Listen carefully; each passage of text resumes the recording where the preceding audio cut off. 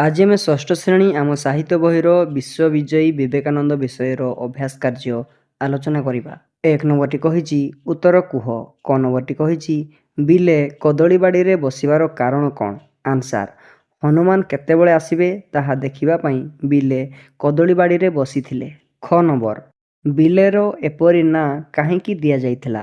ଆନ୍ସାର, ଧର୍ମପରାୟଣା ଭୁବନେଶ୍ୱରୀ କାଶୀର ବିଶ୍ୱେଶ୍ୱର ମହାଦେବଙ୍କୁ ପୂଜା କରି ବିଲେଙ୍କୁ ପାଇଥିଲେ ବୋଲି ତାଙ୍କର ଏପରି ନାଁ ଦିଆଯାଇଥିଲା।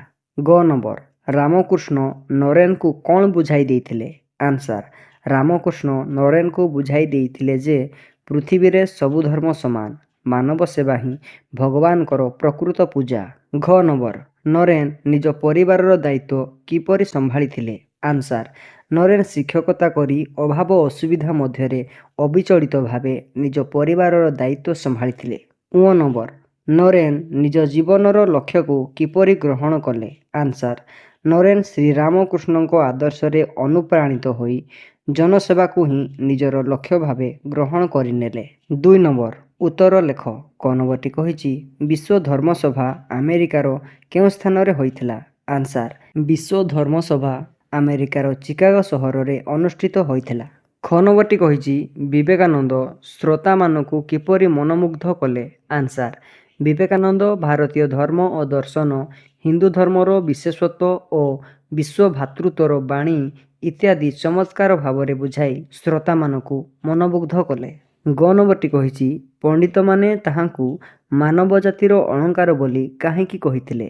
ଆନ୍ସାର, ଚିକାଗୋ ଧର୍ମସଭାରେ ବିବେକାନନ୍ଦ ବୁଝାଇଦେଲେ ଯେ ସବୁ ମଣିଷ ହେଉଛନ୍ତି ଈଶ୍ୱରଙ୍କ ସନ୍ତାନ, ତେଣୁ ଆମେ ସମସ୍ତେ ଭାଇ ଭାଇ, ମାନବର ସେବା ହିଁ ଈଶ୍ୱରଙ୍କର ସେବା। ତାଙ୍କର ଏଭଳି କଥା ଶୁଣି ସେଠାରେ ଉପସ୍ଥିତ ଥିବା ପଣ୍ଡିତମାନେ ତାହାଙ୍କୁ ମାନବ ଜାତିର ଅଳଙ୍କାର ବୋଲି କହିଲେ। ଘ ନମ୍ବରଟି କହିଛି ରାମକୃଷ୍ଣ ମିଶନ ଅନୁଷ୍ଠାନଟି କି ଲୋକହିତକର କାର୍ଯ୍ୟ କରୁଅଛି?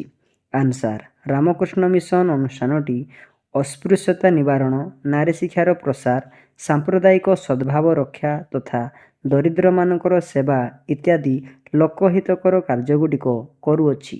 ଙ ନମ୍ବର, ବିବେକାନନ୍ଦ ସାରା ଦେଶରେ କେଉଁ ବାର୍ତ୍ତା ପ୍ରଚାର କରିଥିଲେ? ଆନ୍ସାର, ବିବେକାନନ୍ଦ ସାରା ଦେଶରେ ମାନବ ପ୍ରେମର ଏକ ନୂତନ ବାର୍ତ୍ତା ପ୍ରଚାର କରିଥିଲେ। 3 ନମ୍ବର, ସରଳ ଭାଷାରେ ବୁଝାଇ ଲେଖ।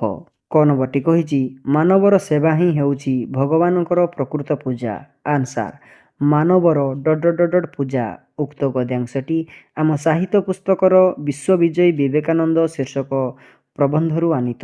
ଏହି ପ୍ରସଙ୍ଗରେ ଲେଖକ ଡକ୍ଟର ଶୁଭେନ୍ଦ୍ର ମୋହନ ଶ୍ରୀଚନ୍ଦନ ସିଂ ମାନବ ସେବାର ମହତ୍ତ୍ୱ ବର୍ଣ୍ଣନା କରିଛନ୍ତି। ନରେନଙ୍କ ବୟସ ବଢ଼ିବା ସଙ୍ଗେ ସଙ୍ଗେ ସେ ଅଧିକ ଚିନ୍ତାଶୀଳ ହୋଇପଡ଼ିଥିଲେ। ବିଭିନ୍ନ ବିଷୟରେ ତାଙ୍କ ମନରେ ଅନେକ ପ୍ରଶ୍ନ ଜାତ ହେଲା। ଶ୍ରୀରାମକୃଷ୍ଣଙ୍କ ସାକ୍ଷାତ ପରେ ତାଙ୍କର ସବୁ ପ୍ରଶ୍ନର ସମାଧାନ ହୋଇଥିଲା। ଶ୍ରୀରାମକୃଷ୍ଣ ନରେନଙ୍କୁ ବୁଝାଇ ଦେଇଥିଲେ ଯେ ପୃଥିବୀରେ ସବୁ ଧର୍ମ ସମାନ, ମାନବର ସେବା ହିଁ ଭଗବାନଙ୍କ ପୂଜା। ପ୍ରସଙ୍ଗଟି ଶିକ୍ଷଣୀୟ। ଖ ନମ୍ବରଟି କହିଛି ସେ ହେଉଛନ୍ତି ମାନବ ଜାତିର ଅଳଙ୍କାର ସଦୃଶ୍ୟ। ଆନ୍ସାର, ସେ ... ସଦୃଶ୍ୟ।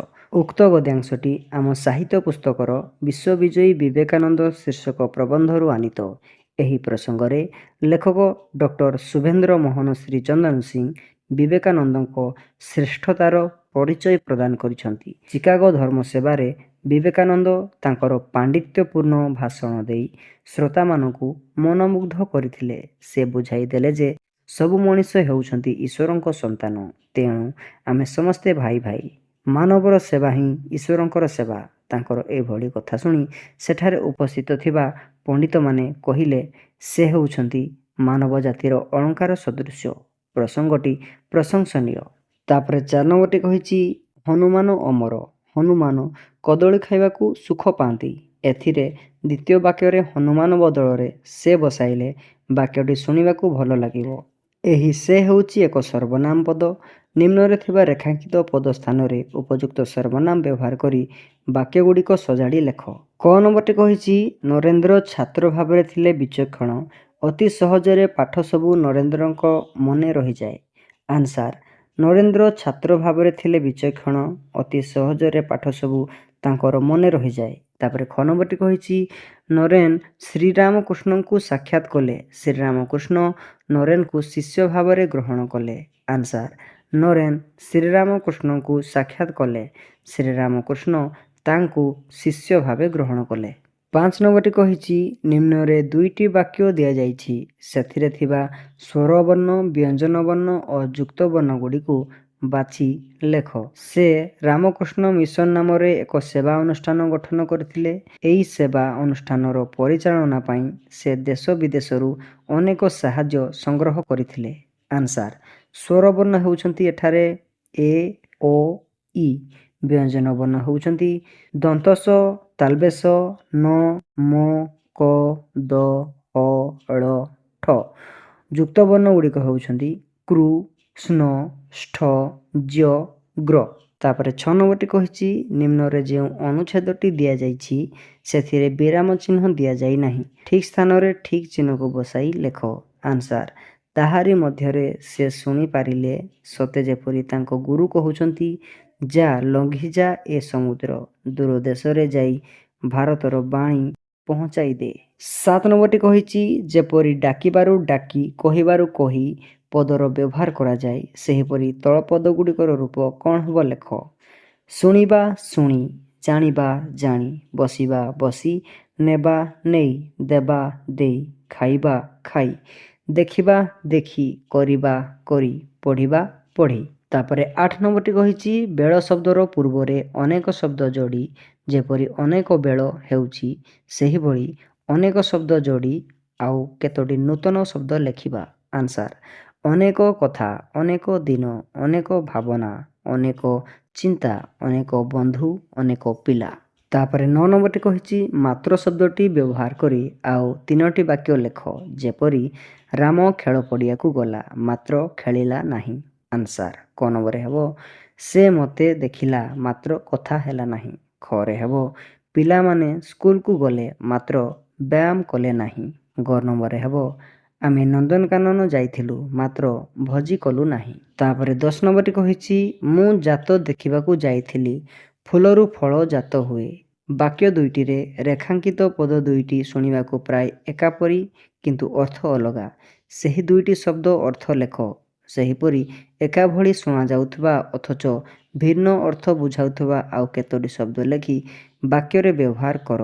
ଆନ୍ସାର ଜାତ ଯାତ୍ରା, ଜାତ ଜନ୍ମ, ଅସି ଖଣ୍ଡା, ଅସି ସଂଖ୍ୟା, ତରଣୀ ସୂର୍ଯ୍ୟ, ତରଣୀ ନୌକା, ଲକ୍ଷ୍ୟ ସଂଖ୍ୟା, ଲକ୍ଷ୍ୟ ଉଦ୍ଦେଶ୍ୟ। ଏବେ ଆମେ ବାକ୍ୟ ଗଠନ କରିବା। ସୈନ୍ୟମାନେ ଅସିରେ ଯୁଦ୍ଧ କରନ୍ତି। ମୋ ଜେଜେ 80 ବର୍ଷରେ ମୃତ୍ୟୁଲାଭ କଲେ। ରାମଚନ୍ଦ୍ର ତରଣୀ ବଂଶରେ ଜନ୍ମ ହୋଇଥିଲେ। ଲୋକମାନେ ତରଣୀରେ ନଦୀ ପାର ହେଲେ।